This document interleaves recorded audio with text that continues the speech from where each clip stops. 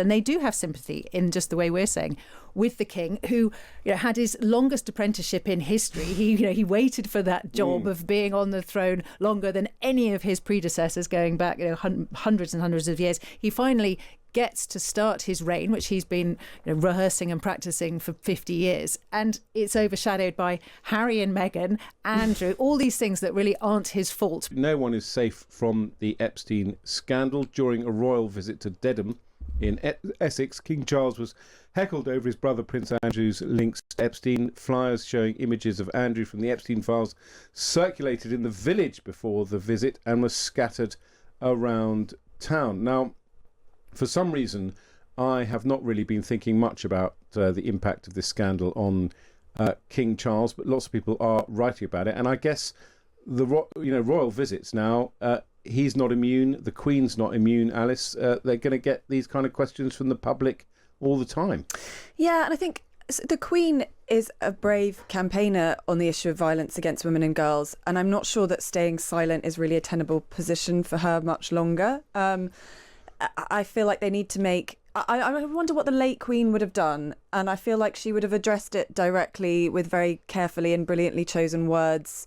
And I think that the public really want to see something like that. I mean, obviously they've dispatched Andrew, but I think they need to condemn it. They are in a really difficult situation. We had that very, very weird sort of non-apology from Prince Edward earlier this week, when he was sort of put on the spot by a CNN journalist. He was doing a panel at a big conference, and he sort of said, "Oh, I'm not sure that's what people want to talk about." And it was like, really? It's what literally the world and his wife is talking about. So that's wrong. He did say it's all about the victims, which obviously is the right thing to say, but it sounds a bit sort of cliched now. It doesn't sound very authentic.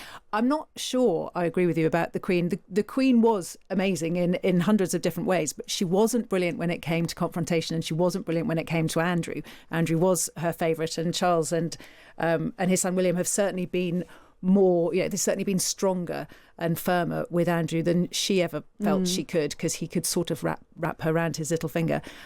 And again, it's difficult because although we can see so much more now than we did before, and we've got more evidence of the closeness of the relationship that Sarah Ferguson and Andrew had, he still, some might say ridiculously, maintains his innocence. He still hasn't ever been convicted of anything. And so whilst Keir Starmer has said Andrew should go to the States and give evidence to a congressional hearing, the King has sort of done everything he can within the legal parameters. He's kicked him out, out on his ear, sent him up to Norfolk. He's taken away his privileges. He's taken away his titles. He's taken away his birthright of being prince, so on and so forth. So he is, as far as royal circles are concerned, a broken man. But of course, that won't stop people wanting to see a proper punishment for what they perceive to be his sins. And we don't quite know what's going to happen to Sarah Ferguson, as was now. So it is definitely still deeply uncomfortable for the royal family. But in some ways, they've done more than, let's say, Keir Starmer did with Peter Mandelson. I have to say, obviously, Andrew is no longer a prince. I was wrong to refer to him earlier as Prince Andrew. And also, Andrew has always strongly denied, as you say, any wrongdoing. But, I mean, Daisy has pointed out that he's moved to Norfolk, but he's still on the King's estate, Alice, in Sandringham. And I do agree that the King is not the late Queen, and I think the late Queen probably would have done this in a elliptical way, let it be known, and so on and so forth. But I do think now the royals are more accessible, and I take Daisy's point about Prince Edward's slightly crass response, but he was caught on the spot. But the royals live in the media spotlight. At some point, King Charles, I think he's already made one statement, has to make another formal statement, I think, about Andrew. I suppose what I was trying to say about the late Queen is what she was brilliant at was speaking for the country and sort of getting the sense of where national mood was. I mean, especially later, especially with COVID and so on, maybe not so much after the death of Diana. But so I feel like as the kind of physical embodiment of the nation is so disgusted and appalled by this that the King does have to say something. And obviously that's the inherent tension of having a monarchy, right? Because it's a family tragedy for them. I think a lot of people will know what it's like to have a disgraceful relative that kind of hangs around like a bad smell. But he's also the King. He also speaks for the country. So it'll be really interesting to see how they square the circle. And one wonders as well what William and Kate think about all of this. Yeah. I mean, in some ways, William and Kate are better placed to speak about it. I mean, I sort of I have some sympathy with the king because Andrew is still his brother, and therefore he needs a roof over his head. But Daisy, you're a former royal correspondent. You've probably still got great contacts. Some people have said that Andrew is spending his day playing on a PlayStation. Well, this has been said for many a long year now, pretty much since disgrace fell on him. That when he was at Royal Lodge in Windsor, that he basically spent half his time, on a PlayStation or similar, and the other half riding out horses in Windsor Great Park. And it was actually the pictures of him riding in Great Park that we're told. They were pretty remarkable, weren't they? I mean, he was smiling and waving at people in a Range Rover. Yeah. Well, there was that. There was, him.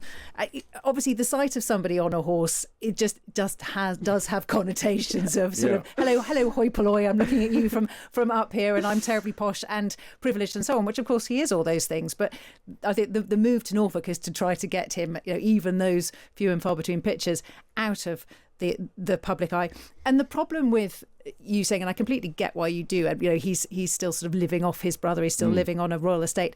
What's the alternative? The alternative is he has to fund himself. How's he going to do that? Probably by going cap in hand to people he shouldn't be going cap in hand. We've been there millions of times in the Gulf. And yes, there are all sorts of rumours that he's going to spend a lot of time abroad. And the question, what should he be doing? Should he be falling on his sword and doing charity work until the day he dies? Yes, probably, but no charity will take him. They don't want to be associated with him. I mean, Daisy's reminded me of the fact that sort of Andrew does appear to be completely unapologetic. I mean, being seen out in public on a horse. But the other thing is, the poor old king, and I'm sorry that I keep feeling sympathy for the king over this. I mean, he's got this big documentary out on Amazon, which reminds us, that the king has been opining on issues that matter to us all for a very long time, Alice. And must be so frustrating. Maybe that's the wrong thing for me to say, to have this man hanging around. Well, it's a bit like the same situation with the Labour Party, right? They want to talk about their pride in place strategy or whatever, or